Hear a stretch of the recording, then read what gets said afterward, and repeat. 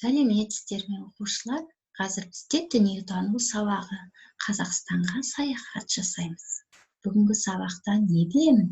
Қазақстанның туристік жерлерімен танысамын. Туризм туралы түсінік аламын. Қазақстанда туризмнің барлық түрі бар. Туристерді біздің еліміздің көне тарихымен, мәдениеті, табиғатының сұлулығы мен алуан түрлілігі қызықтырады. Баянауыл курорты, Балқаш көлі, Алакөл көлі, Алматы өңірі, Түркістан тарихи-мәдени туризм, Маңғыстаудың жағажай туризм, Бурабай, Астана, Имантау-Шалқар курорттық аймақтары бар.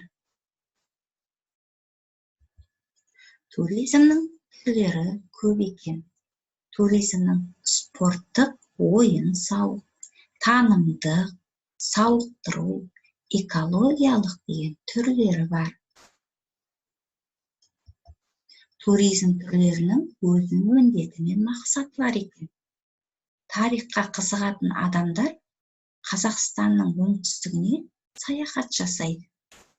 Көне заманда ол жермен әлемге әйгілі Ұлы Жібек жолы өткен. Оның бойындағы қалаларға, ашық аспан астындағы мұражайларға саяхаттау танымдық туризмге жатады. Көріп тұрғанымыздай, Қожа Ахмет Яссауи кесенесі Түркістан қаласында орналасқан. Бұл Қазақстандағы әйгілі ескерткіштердің бірі болып саналады.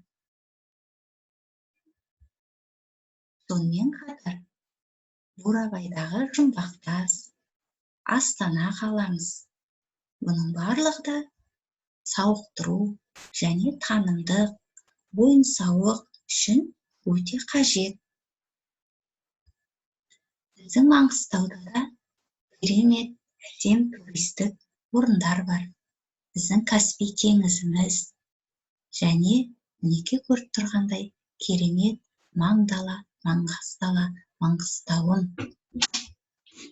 Балалар, үйге таптырма, Қазақстанда саған таныс қандай туристік орындар бар? Маңғыстауда көрікті жерлер бар ма? Болса, әңгімелеп беріңдер. Сонымен бүгінгі сабағымыз аяқталды.